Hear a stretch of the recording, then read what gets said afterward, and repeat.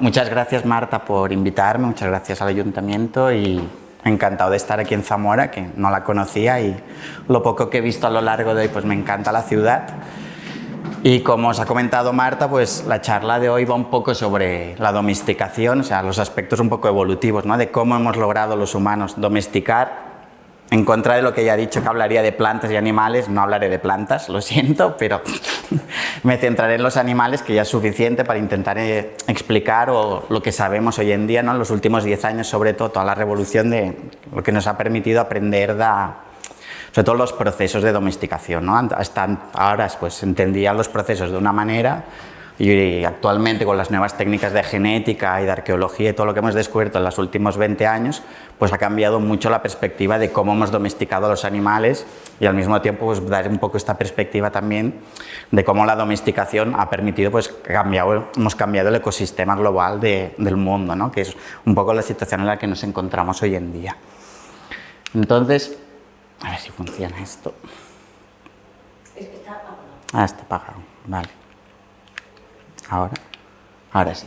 Vale, pues bueno, comenzaba con esta diapositiva, que es un texto de Richard Kipling, que escribió en 1902, que es un cuento suyo que se llama El gato que andaba solo, y me hace mucha gracia porque empieza describiendo un mundo que es el que intento introducir un poco la historia que os vengo a explicar hoy en día, ¿no? Que habla pues esto, ¿no? Y sucedieron estos hechos que voy a contarte, oh querido mío, cuando los animales domésticos eran salvajes, ¿no? Y tenemos que imaginarnos este mundo que hoy en día nos resulta tan difícil de imaginar, ¿no? Pues cuando dice que el perro era salvaje, lo era también el caballo, la vaca, la oveja, el cerdo, tan salvajes como pueden imaginarse, ¿no? Que hoy en día nos cuesta mucho imaginarnos un mundo en el que realmente no existían los animales que hoy en día no son unos familiares, ¿no? La mayoría de la gente estamos relacionados con los gatos, con los perros, que son los que están domesticados, son mascotas en nuestras casas, pero también con todo el mundo rural que nos envuelve y que es el mundo prácticamente animal con el que interaccionamos diariamente.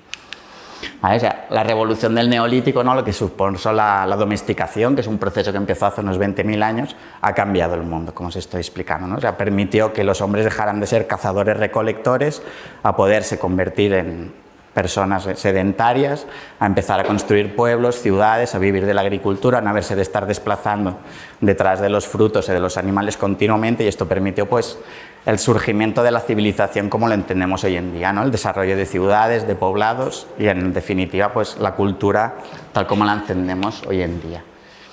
Empezaremos por la definición de domesticación, ¿vale? Domesticación viene del latín domos, que quiere decir hogar, y se supone que es el proceso que es coger animales o plantas y llevarlas a casa, o sea, al hogar, ¿no? Que puedan convivir con los humanos. Es traer un animal o una planta del ambiente salvaje, silvestre, y acercarlo hacia los ambientes humanos y que sean capaces de criarse en estos ambientes humanos. Hay muchos animales, ¿vale? O sea, siempre pensamos en unos animales pocos, pero en realidad hay bastantes especies domesticadas que no todas ellas estamos tan familiarizadas, ¿no? Hay los perros, las cabras, los cerdos, los animales de aquí en Occidente que estamos más acostumbrados, pues bueno, luego hay los dromedarios, los camellos, diferentes búfalos asiáticos, las palomas, los patos, los gansos, los canarios, que también están domesticados, ¿no? Las ratas, los ratones, que no solemos contar con ellos como animales domesticados, pero también lo están. Y luego pues hay la abeja o el gusano de seda, pues que también son animales que también están domesticados. ¿Vale? O sea, parece que la lista sea muy extensa, pero en realidad si consideramos que de mamíferos hay unos 8.000 y de aves hay unas 10.000, o sea que serían unos 18.000 en total de vertebrados, de mamíferos y aves, en realidad pues se consta que hay unos 32, 50 según los autores de animales domesticados, o sea que realmente el porcentaje de animales domesticados es muy pequeño en relación a todos los animales que existen, ¿no? Aquí veis algunos ejemplos de animales que se han intentado domesticar a lo largo de la historia y han fracasado estrepitosamente, ¿no? El elefante, aunque se usa para trabajar en varias zonas de Asia, no se considera domesticado porque no se consigue criar nunca, o sea, siempre se coge elefantes de estado salvaje y se los hace dóciles y se les enseña a trabajar, pero no están domesticados como tal. Las cebras se han intentado varias veces convertirlas en algo así como un caballo, pero no ha funcionado nunca. Las hienas en África, los suecos, los finlandeses, los rusos intentaron a lo largo de diferentes siglos hacer caballerías con alces y con renos y nunca ha funcionado, o sea, no se ha conseguido que se comporten como caballos y que acaben. O O sea que en realidad es muy difícil el hecho de que se pueda domesticar a un animal, ¿no? Ya Darwin ya lo dijo en 1859, ¿no? Que decía, nada es más fácil que amansar a un animal, porque amansarlos es fácil, ¿no? Pues todos vemos, de pequeño veíamos leones, tigres en los circos, amansar un animal es relativamente fácil, pero conseguir que es muy difícil hacerlo criar limitadamente en cautividad. O sea que realmente el animal se acostumbre, se adapte y evolucione a vivir en un ambiente humanizado. Eso ya es mucho más difícil. Darwin fue uno de los grandes, el primer pensador que pensó realmente en la domesticación desde un punto de vista evolutivo. Darwin, de hecho, en su primer libro, ¿no? el libro que lo catapultó a la fama, El origen de las especies, el primer capítulo habla de especies domesticadas, no habla de especies salvajes ni de cómo evolucionan, sino que se centra mucho en toda la variedad de palomas y de animales domesticados que observa y empieza a hacer esta analogía entre la selección artificial, ¿no? De cómo los humanos van dirigiendo la evolución de los animales domésticos para hacer una analogía con la selección natural, que es lo que él cree, ¿no? En su teoría de cómo evolucionan los organismos en estado salvaje. Darwin no solo se veía apasionado por esta analogía entre selección artificial, selección natural, sino que además pues, él mismo se hizo criador de palomas para intentar entender cómo se heredaban los caracteres, ¿no? Cómo se creaba la variedad genética y cómo se heredaban los caracteres. En este sentido fracasó un poco Darwin porque su teoría de cómo se heredaban pues, no tenía nada que ver con lo que sí que Mendel hizo más tarde y la herencia genética tal como la conocemos.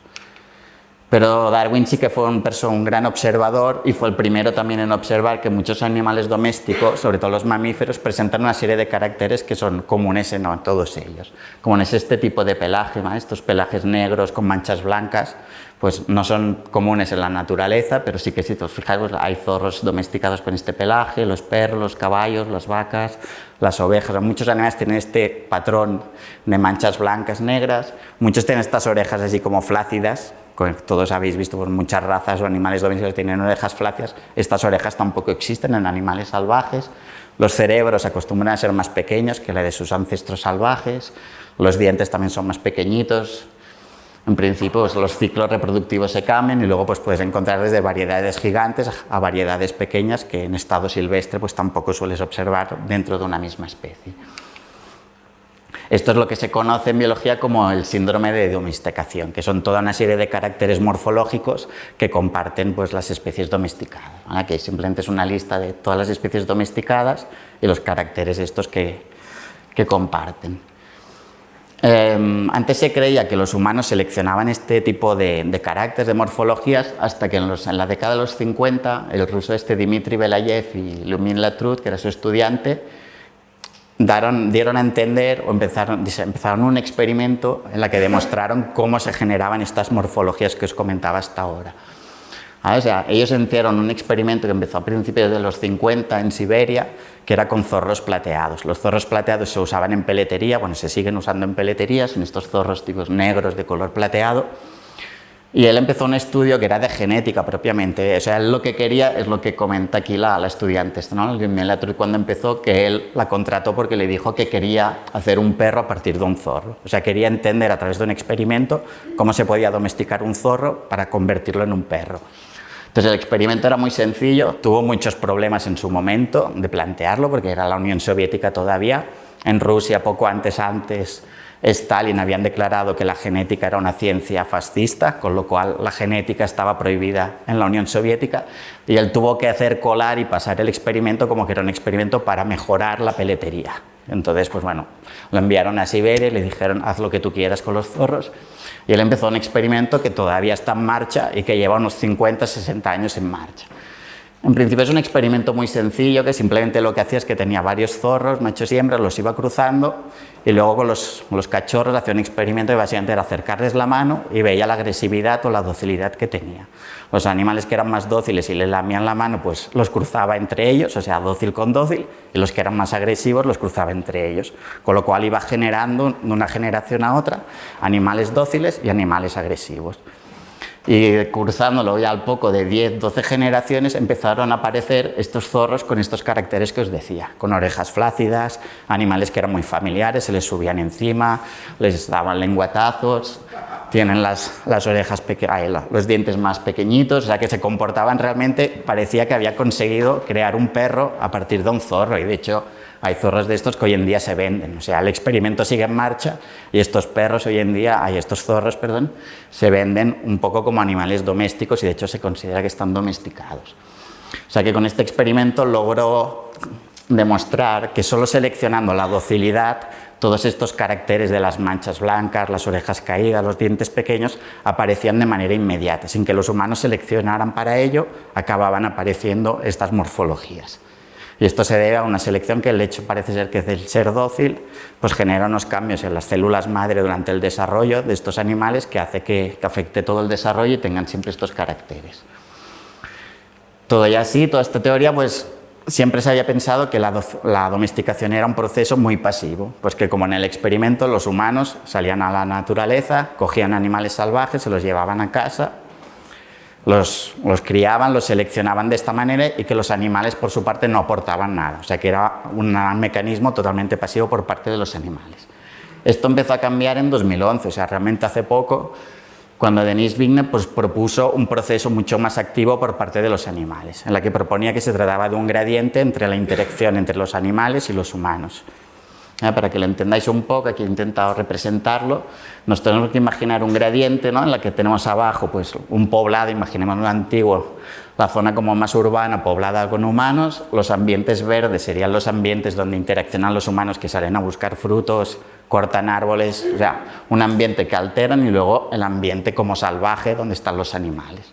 Y en todo este gradiente lo que encontramos es que hay unos animales que llamamos organismos antropofílicos, que son animales que ya tienen tendencia a acercarse a los ambientes alterados, como encontramos hoy en día pues, los jabalíes, los conejos, los zorros, los tejones, muchos gamos, o sea, son animales que tienen tendencia a buscar espacios abiertos y en cuanto los humanos pues abren espacios para aclarar bosques o lo que sea, estos animales se adentran en los espacios humanos. Luego tenemos palomas, ratones, ratas que son incluso comensales, es decir, que son animales que tienen mucha tendencia a explotar los ecosistemas humanizados, o sea, que se alimentan básicamente de lo que generan el ecosistema generado por los humanos. Y luego tenemos animales que son antropofóbicos, es decir, que rehuyen de estos ambientes alterados y que por tanto nunca se acercan a las zonas humanas. Dentro de este gradiente pues, ya se ve la preferencia de qué animal es más fácil de domesticar o no. Los animales que nunca tienden a acercarse a los humanos, que rehuyen de estos ambientes, pues obviamente no se pueden domesticar, mientras que los otros pues, sería mucho más fácil porque ya son animales que ya tienen una tendencia a acercarse a estos ambientes. Y aquí es donde encontraríamos, pues, dentro de este gradiente domesticado, tendríamos pues, las mascotas, que serían los animales prentomase que viven dentro de nuestras casas, en los ambientes más humanizados, los animales domesticados que serían de las zonas rurales y granjas, y luego animales domesticados que se vuelven a silvestrar y regresan al ambiente naturalizado. Y esto un poco pues, sería la teoría de este gradiente, ¿no? De por qué unos animales son más fáciles que otros de domesticar.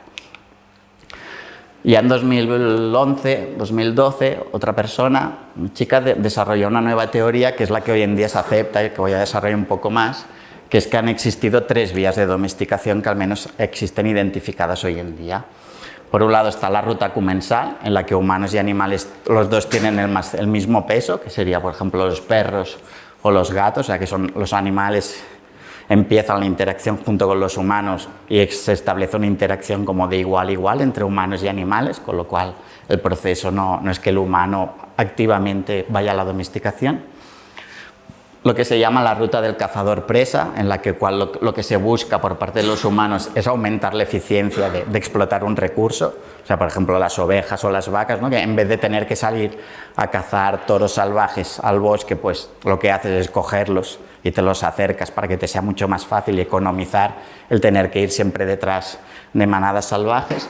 Y luego está la ruta intencionada, que es intentar domesticar un animal con un objetivo muy concreto, que esta es la última que aparece a lo largo de la historia, porque es ya cuando el humano ya sabía bastante cómo funcionaba el tema de la domesticación.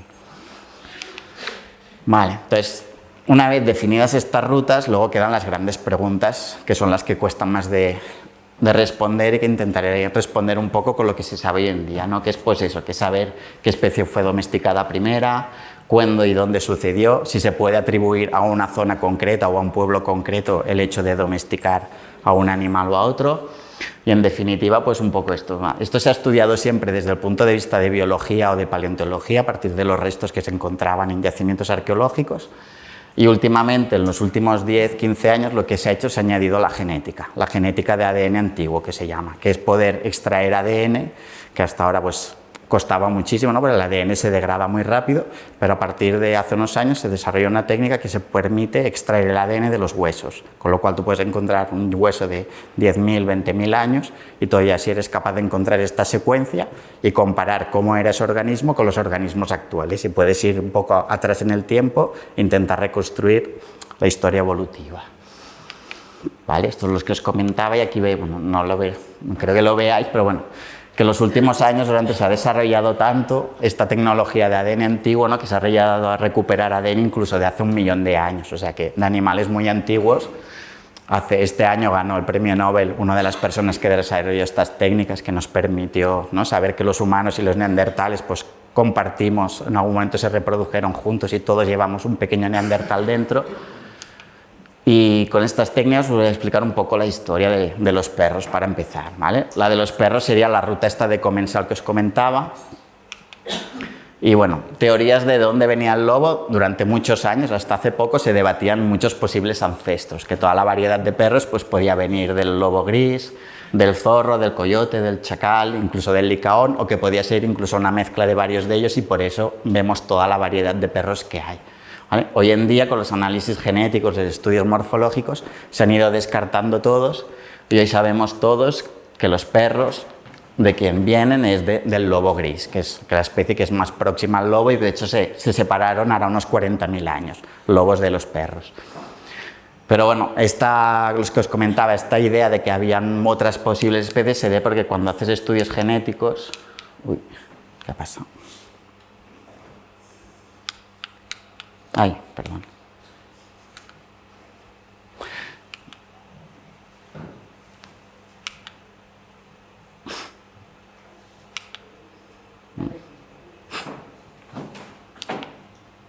¿No? Bueno. Si no. Joder. Bueno, seguimos. Cuando haces los análisis genéticos lo que ves, estas flechas grises aquí lo que representan es que ha habido en diferentes épocas, ha habido hibridación de una especie con otra. Con lo cual cuando haces análisis genéticos tú ves que los perros pues también tienen parte de ADN del chacal común, del coyote, o sea de diferentes especies porque todo y que son especies hoy en día muy separadas, a lo largo de su historia evolutiva se han ido cruzando, con lo cual al final pues los perros, aunque deriven directamente del lobo gris, el lobo gris y el lobo pues tienen también parte de chacal común o de otras especies. Bueno, parece que se le ha muerto la pila. ¿Cómo sucedió este proceso? Bueno, pues se cree que sobre todo apareció pues por proximidad, o sea, habían unos lobos que eran menos temerosos de los humanos o más amistosos y se empezaron acercando a los cazadores recolectores, pues cuando cazaban se peleaban humanos y lobos seguramente pues, por las mismas presas, con lo cual al final los humanos empezaron a tolerar a los lobos que eran menos agresivos alrededor de sus campamentos y de alguna manera pues nació esta interacción entre humanos y lobos. Pero, o sea que veis que aquí tanto unos como otros no hay una intención en la domesticación, sino que simplemente hay una aproximación de una especie a otra y que al final los humanos de esta interacción con los lobos salieron aprendiendo mucho. Empezaron a poder usar a los lobos, estos protoperros, para cazar, luego para que les ayudaran pues, ¿no? a cargar con cargamento, o sea que realmente los perros en su momento y hoy en día siguen siendo muy útiles, pueden realizar muchas tareas y salieron beneficiados tanto uno como otros. ¿Cuándo fue? ¿En qué momento? Pues eso cuesta más, ¿vale? Una de las fechas más antiguas que se plantean, aunque se está en duda, es esta que existe en las cuevas de Chauvet en Francia, que son de unos 26.000 años, en las que se ven unas huellas paralelas, en las que hay las huellas paralelas de un niño de unos 6-7 años, hay de 8 a 10 años, y al mismo lado se ve que donde camina el niño, de manera paralela, hay las huellas de un lobo. Y entonces hay quien interpreta que era un niño con un lobo ya medio domesticado o semidomesticado, y hay otros que dicen que no tienen por qué coincidir en el tiempo, sino que uno pudo pasar del otro y no tenían por qué ir uno caminando junto al otro, ¿no? Pero, sin más, no es una historia bonita de la que se ha hablado mucho y de que podía pasar que ya hace 26.000 años convivieran en las grutas pues humanos y lobos. Luego hay cráneos muy similares a lobos de unos 36.000 años, en Bélgica unos 26.000, y de hecho la que se considera como el lobo, el perro, el cráneo de perro más antiguo, es este que se ha descubierto en Alemania, que tiene unos 15.000 años, en la que el perro está enterrado junto con un hombre y una mujer. Y entonces en estos casos ya sí que están en un mismo entierro estaban, y además lo bonito es que el perro era un cachorro de unos 7 meses, pero que se ha visto por la estructura de la mandíbula y de los dientes que estaba infectado del moquillo canino, que antes era que si no lo cuidas, un animal de estos pues vive entre 2 y 3 semanas, en cambio llegó a vivir 7 meses, con lo cual los arqueólogos especulan que era un perro al que ya cuidaban, que no era útil como perro de caza ni nada, pero sí que existe allá un sentimiento, ¿no?, de amistad o de lo que fuera hacia ese perro como para cuidarlo e incluso que lo enterraran con ellos, con lo cual pues se considera ya que este esqueleto es el perro más antiguo que se conoce. ¿Qué nos dicen los estudios genéticos? Pues nos han dicho varias hipótesis. Por un lado, que del lobo ancestral pues podían haber derivado pues, ¿no?, a su especie de lobos europeos, y hace unos 15.000 años pues se consiguieron los perros europeos. Por otro lado, que de los lobos asiáticos se obtuvieron los perros asiáticos, y luego tanto perros asiáticos como europeos pues se mezclaron a lo largo de la historia con los movimientos humanos. Este es un artículo que salió en 2016. Artículos posteriores han ido cambiando un poco la historia, ¿vale? Se ha visto que de un lobo ancestral pues se habla que apareció ya una población que hoy en día no existe, que serían los protoperros, que hace unos 40.000 años se acercaron a los humanos y acabaron derivando tanto en los perros europeos como en los perros asiáticos. Y por otro lado, pues los lobos grises que conocemos hoy en día, tanto los europeos como los asiáticos como los americanos. Vale. Luego se ha visto que el lobo este japonés, que hoy en día ya está extinguido, se extinguió a principios del siglo XX, de hecho se ha visto en los análisis genéticos que esta población de estos lobos japoneses son los que son más cercanos a todos los perros comunes, genéticamente. Lo cual da una idea de que quizás donde realmente sucedió la domesticación hará unos 20.000, 30.000 años fue en Asia, puesto que la población de lobos que hoy en día está extinguida en el Japón es la más próxima genéticamente a todos los perros modernos hoy en día. Con lo cual se podría empezar a establecer que fue en Asia donde realmente se domesticaron a los perros por primera vez.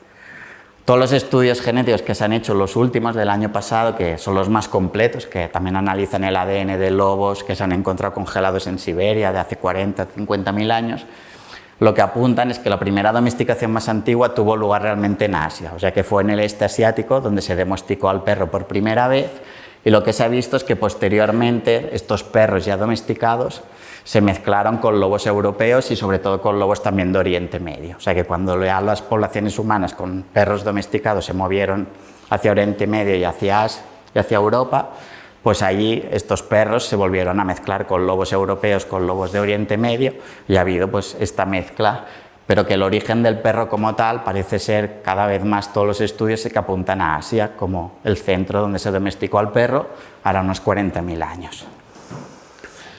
Lo que sí se sabe es que las poblaciones humanas y los perros pues, se han movido a lo largo de la historia desde el Neolítico de manera pues, bastante paralela. Es decir, cuando las poblaciones humanas se movían con sus perros. De manera que cuando hubo la revolución del Neolítico en todo lo que es el creciente fértil, ¿no?, en Oriente Medio, en Turquía sobre todo, pues cuando estos granjeros se desplazaron hacia Europa, por ejemplo, trajeron consigo sus perros. E igual que los humanos sustituyeron mucho a los cazadores-recolectores que habían entonces en Europa, también los perros europeos antiguos fueron sustituidos por estos perros que llegaban desde Turquía.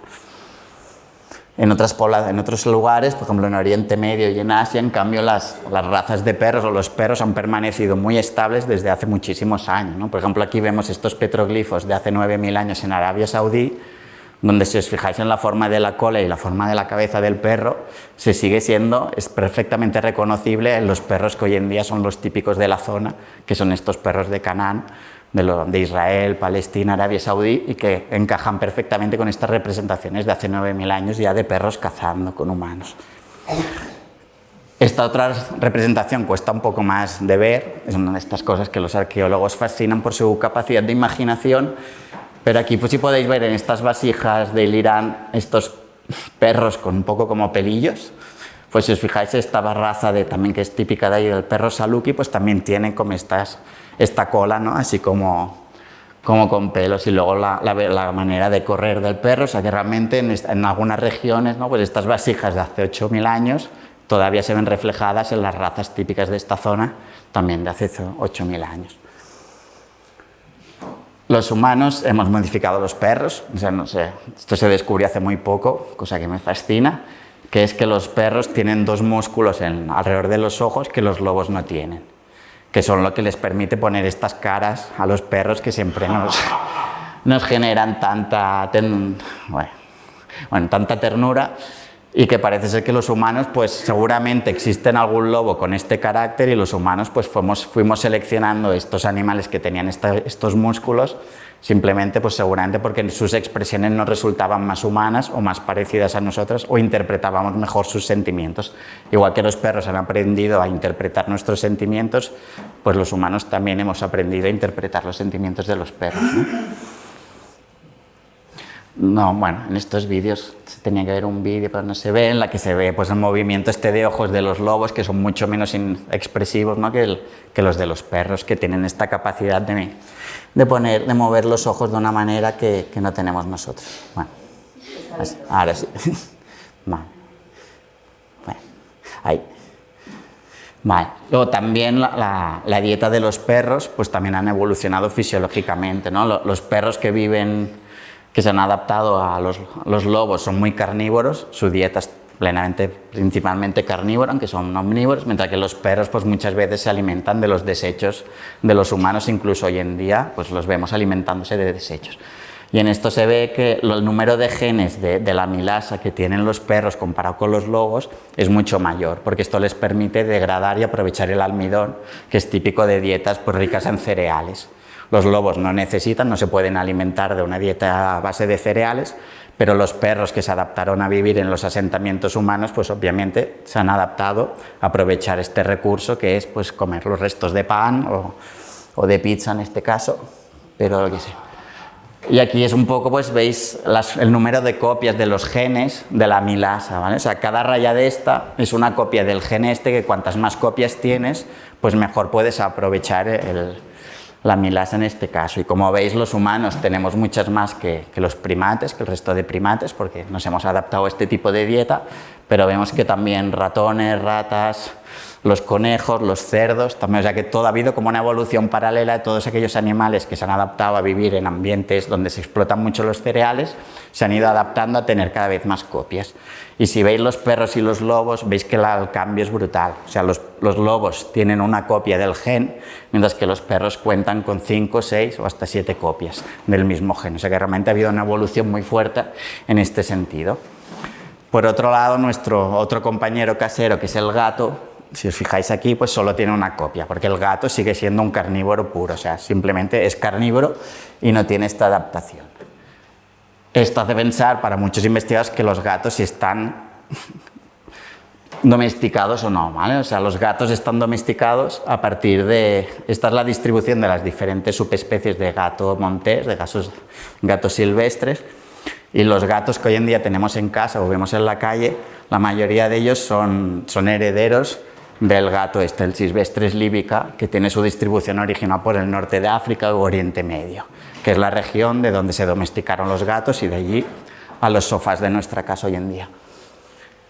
Entonces, la domesticación del gato fue muy similar, de hecho, a la del perro, pero más tarde, ¿vale? O sea, ella sucedió durante el Neolítico, ya cuando los humanos se habían asentado, habían domesticado los cereales y otras plantas, se generaron un nuevo ecosistema alrededor de estos poblados, ¿no? Que eran poblados con campos sembrados de cultivos y grandes almacenes de grano. Estos grandes almacenes de grano automáticamente llamaron la atención de ratones y ratoncitos que acudieron a los ambientes humanos, porque eran los ambientes ideales donde no había depredadores y con los cuales además estaban llenos de comida.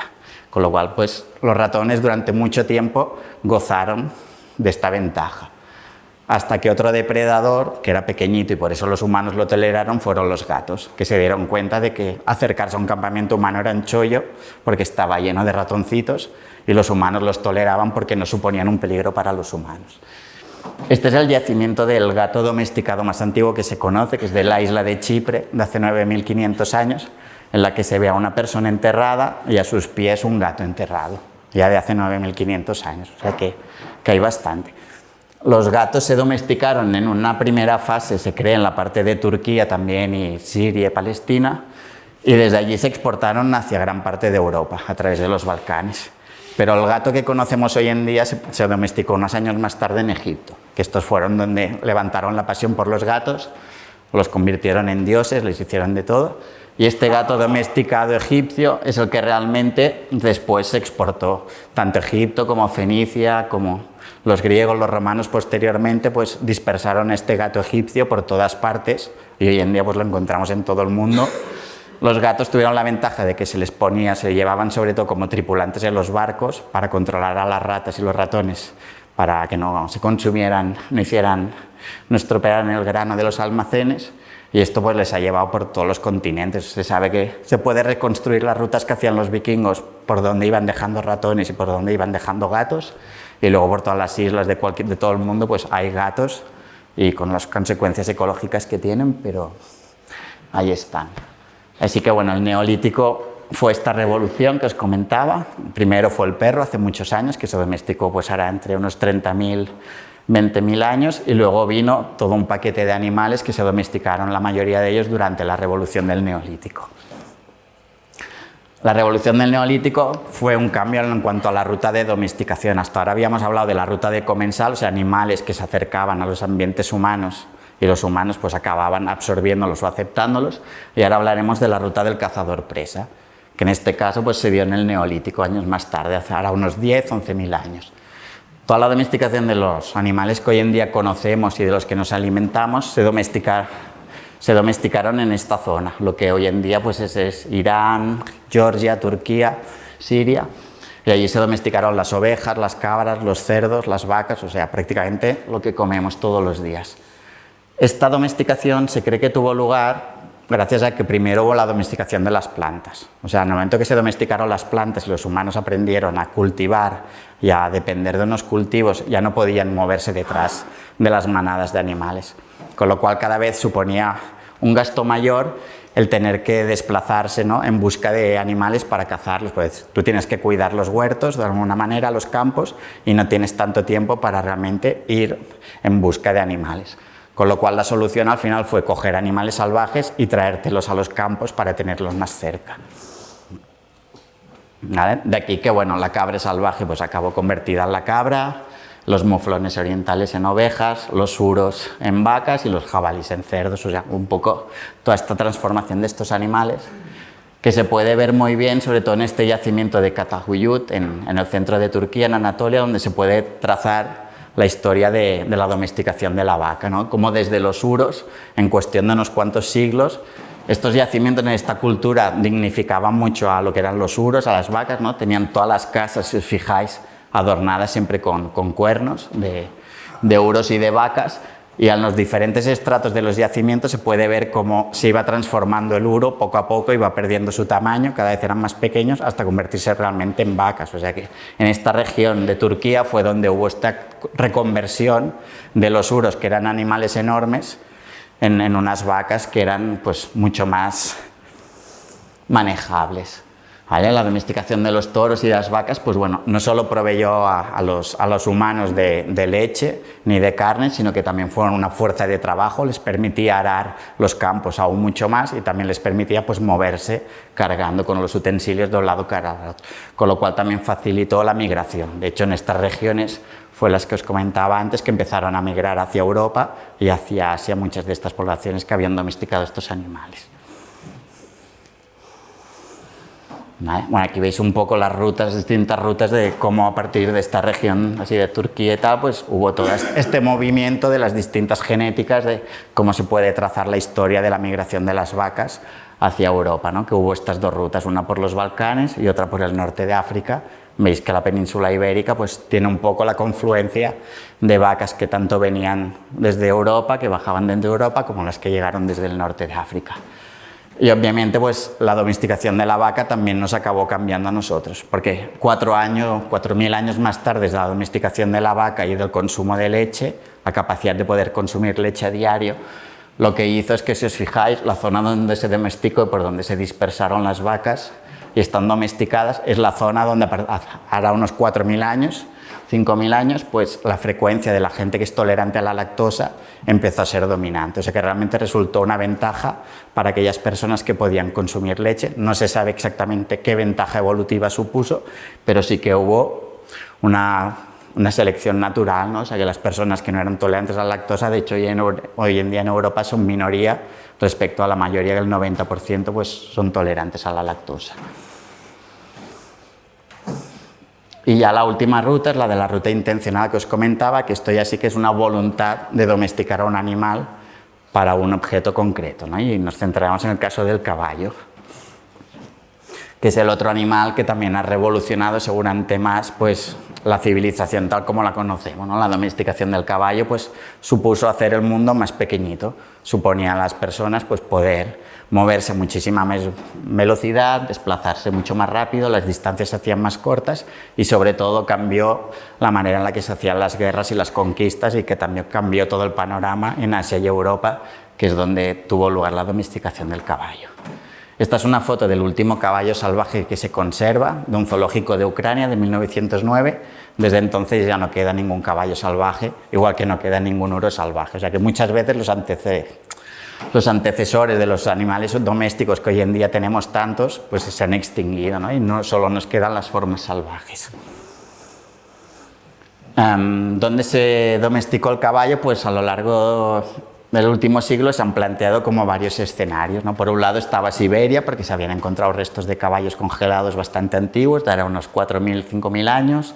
La península ibérica se había planteado también como un lugar posible donde tuvo lugar la domesticación del caballo, básicamente porque es uno de los pocos sitios donde el caballo estuvo durante miles de años. En las otras zonas, por el movimiento de los bloques de hielo y esto, pues muchas veces se extinguía de manera temporal el caballo, mientras que la península ibérica era un refugio climático donde el caballo pues estuvo durante miles de años y se pensaba que los humanos pues podían haber tenido más oportunidades allí de domesticar el caballo. Y luego quedan estas zonas de Asia centroasiáticas, que serían la zona de los Botai, que era un pueblo antiguo que habitaba aquella zona, y luego la región esta de las estepas, un poco de donde hoy en día que estarán entre el mar Caspio y el mar Negro, que resultan pues, ser las zonas donde se han encontrado yacimientos humanos con primeros usos de caballos, o sea, donde hay restos de caballos alrededor de las aldeas humanas. Durante muchos años se pensó pues esta zona, la zona esta del Botai, que está como en Kazajistán hoy en día, que era pues la cuna donde se domesticó a los caballos en esta región, pero los análisis genéticos han acabado descartando que se trate. De hecho, se pensaba que los Botai al final, por los yacimientos, que sí que se veía que consumían leche de yegua y que hacían uso del caballo, antes se piensa que seguramente su domesticación del caballo vino a ser como la que tienen hoy en día los lapones o en otras zonas de Siberia al uso que hacen de los renos. Es decir, que están semidomesticados, pueden explotar sus recursos, su leche, pueden comerlos de vez en cuando, pero no son animales propiamente domesticados que estén controlados, o sea, no responden a los humanos como tal. Y de hecho la gran sorpresa que dio la genética es que los caballos de nombre impronunciable, que son estos que hoy en día quedan en la zona de Asia y en alguna zona de por aquí en Burgos, se están introduciendo también, que son estos caballos de Przewski, un nombre así polaco muy complicado, que se consideraban hasta hace poco los últimos resquicios de caballos salvajes.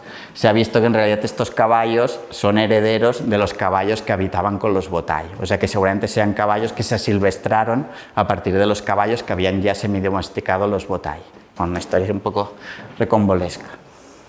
Por otro lado, todos los estudios cada vez apuntan más que el caballo donde realmente fue domesticado fue en esta zona que os comentaba, que son estas estepas que hay entre el mar Caspio y el mar Negro. En esta zona de estepas, pues allí sí que se han visto yacimientos donde los caballos de aquella región cuadran genéticamente con los caballos domésticos que hoy conocemos por todo el mundo. De hecho, estos caballos en estos yacimientos han encontrado que tienen un par de genes que son muy característicos del caballo moderno de hoy en día, que son estos dos de aquí abajo. Uno de ellos que proporciona más fortaleza a la espalda del caballo, o sea que permite que lo cabalgues durante más tiempo sin que el caballo padezca dolores en la espalda, y luego otro que hace al caballo pues mucho más dócil, que aquellos caballos que no tienen estos genes son mucho más agresivos y cuestan de montar. Entonces que en estos yacimientos, en esta zona de de las estepas se hayan encontrado ya caballos de hace 5.000 años con estos genes, apunta a que realmente esta es la zona donde se domesticaron los caballos que luego se expandieron por todo el mundo. ¿Quiénes fueron los que lo hicieron? Ahí está un poco más en duda, aunque cada vez se está resolviendo más y se habla tanto de los Sintasta, que era un pueblo de allí, como de los Yamnaya, que también era un pueblo de las estepas, que eran pueblos pastoriles que llevaban vacas y que fueron los que seguramente acabaron domesticando a los caballos. Ahora unos 5.000 años. De hecho, justo hace un mes se publicó un artículo en la que seguramente todo apunta que fueron los Yamnaya, porque en yacimientos encontrados en el este de Europa, en los kurganes, que son estas tumbas propias que hacía esta cultura, que eran como unas pequeñas pirámides, ¿no? O sea, tenían aquí en el centro, enterraban a la persona y luego construían un tumulto de tierra y de piedras encima, que son como pequeñas pirámides, como veis aquí. Pues en muchos de los esqueletos encontrados en países del este, lo que se ha observado es que tienen la pelvis y los huesos de las piernas gastados de una manera que es la típica que los médicos hablan del síndrome del jinete, que corresponden a personas que han cabalgado durante muchas horas y muchos días a lo largo de su vida.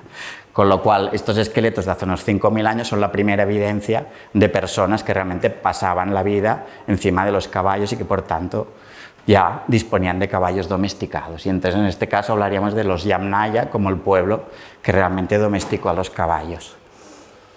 De hecho, otra prueba que se tiene es que este pueblo, que era un pueblo pastoril, resultó ser bastante violento, o todo apunta a ello. Se dispersaron gracias a los caballos con gran velocidad hacia toda Europa, sustituyeron a muchas poblaciones del centro, del este de Europa, incluso a la península ibérica, y también se dispersaron hacia el este de Asia. Y de hecho, si os fijáis, la distribución genética, la huella genética de este pueblo encaja perfectamente con la distribución geográfica de las lenguas indoeuropeas, en Irán, el norte de la India y toda Europa. De hecho, que cada vez se cree que la lengua indoeuropea, la proto-indoeuropea, pertenecía a la lengua de los Yamnaya y que fue precisamente el caballo seguramente la que haga que quizás hoy en día estemos hablando una lengua indoeuropea y no otra cosa parecida al euskera o otras lenguas de este tipo, ¿no? O sea que realmente fue esta dispersión de este pueblo que gracias al caballo pues permitieron la dispersión por gran parte de Europa y de Asia de su lengua y con ello pues de su cultura.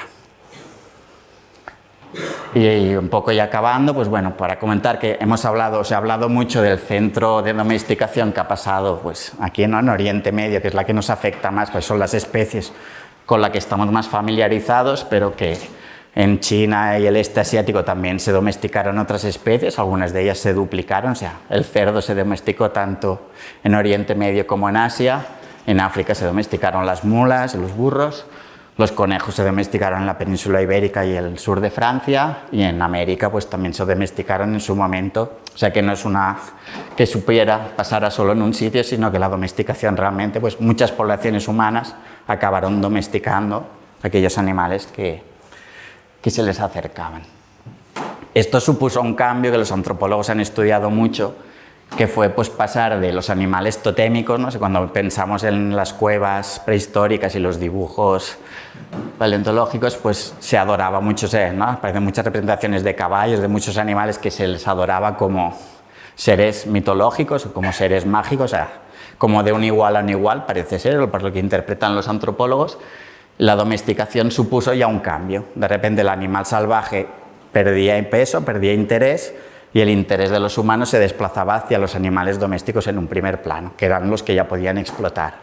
Durante las primeras civilizaciones se adoró mucho sobre todo al uro, o sea, a la vaca, al toro, incluso los reyes se representaban como toros, ¿no?, que eran como la simbolización máxima del ser máximo, el toro, pero de allí poco a poco todas las civilizaciones lo que hicieron fue incluso pues pasar de seres poderosos a ser simplemente mercancías, o sea que pasaron hacia un desprecio hacia el animal como tal, porque ya no era un ser poderoso, sino que los humanos se vieron capaces de podían dominarlo, podían controlar su sexualidad, podían decidir cuándo se reproducían, cuándo no se reproducían, cómo los explotaban, y fue este cambio de paradigma, ¿no?, de que pasamos de tener un sentimiento ecológico en la que los humanos entraban dentro del ciclo natural con todos los animales, a pasar al ciclo más egocéntrico, por decirlo de una manera, en la que los humanos se consideran en la pirámide total, y que hoy en día pues poco a poco estamos intentando volver a esta visión más de que formamos parte de un ecosistema global y que cuando fallan las cosas, pues nosotros somos parte de la pieza del todo, ¿no? Luego hay una cosa que no se habla mucho, pero en realidad las formas domesticadas han tenido un éxito evolutivo enorme. Si pensamos en cómo son las formas ancestrales y las domesticadas, el éxito de unas es apabullante, más allá de las condiciones en las que vivan o no. Pues si pensamos en los lobos, quedan unos 200.000 en todo el mundo. Mientras que de perros se estima que hay unos 900 millones, así un poco, que solamente pues... De caballos lo mismo, de estos salvajes quedan 2.500 en todo el mundo en las estepas asiáticas. De domesticados 50 millones, hay 59.000 millones. De vacas, de uros no queda, se han extinguido completamente, mientras que tenemos, bueno, vacas para dar y regalar. De cerdos, pues lo mismo, hay muchos más que de jabalís. Y ya de gallinas, pues bueno, quedan unos 30.000 ancestros de las gallinas en el este asiático. Y de gallinas, pues bueno, es que no sé ni decir 34.000 millones, o sea, una burrada, y seguramente se van reciclando porque las dos generaciones son enormes. O sea que realmente las formas domésticas, desde un punto de vista evolutivo, tienen mucho éxito, porque sus genes se transmiten de una generación a otra y están triunfando de una manera brutal. De hecho, cuando lo miráramos en cifras, en el caso de los mamíferos, asusta mucho, porque todos los animales, si cogemos todos los mamíferos salvajes que podamos imaginar, yo qué sé, ballenas, elefantes, rinocerontes, jirafas, micos, lo que sea, suponen un 4% de la biomasa total actual. O sea, solo un 4%. El hecho del 96% de la masa de los mamíferos actuales pertenece a los humanos y a sus especies domesticadas. Los humanos somos un 34% de la masa, y en nuestras vacas un 35%, y luego tenemos los cerdos, los búfalos, las cabras, o sea, que realmente los humanos, que no somos más que un 0,01% de la biomasa mundial, en plan de biomasa, somos un 0,01%, pero que realmente hemos tenido la capacidad de alterar totalmente la biomasa del planeta hasta convertirla a este punto. Si lo miramos en cuanto a las aves y los pájaros, pues no cambia mucho la cosa. Nuestras gallinas y pavos suponen un 71% de la biomasa de las aves y las aves salvajes no suponen más que un 21%. Y lo que asusta un poco más es cuando miramos toda la masa del planeta en general, encontramos ahora que toda la biomasa del planeta, o sea, todos los organismos vivos, incluidos nosotros y los aves y todo, de hecho, la de los animales es bastante menor que la de los plásticos que ya hemos generado. O sea que hemos realmente modificado el ecosistema mucho. Y de hecho, estos años, o sea, con cierta variedad, pero o en 2019 o en un par de años, lo que pasará es que toda la estructura que estamos generando los humanos, todo el hormigón, las construcciones de hierro, todo lo que hacemos, pesará ya mucho más, si no pesa ya, que todos los bosques juntos del planeta. O sea que realmente los humanos estamos alterando el planeta de una manera, pues, muy bestia, y este era un poco el mensaje que os quería dar, que todo esto en parte pues proviene de la domesticación esta que empezó hace 30.000 años. Y ya está. Sí.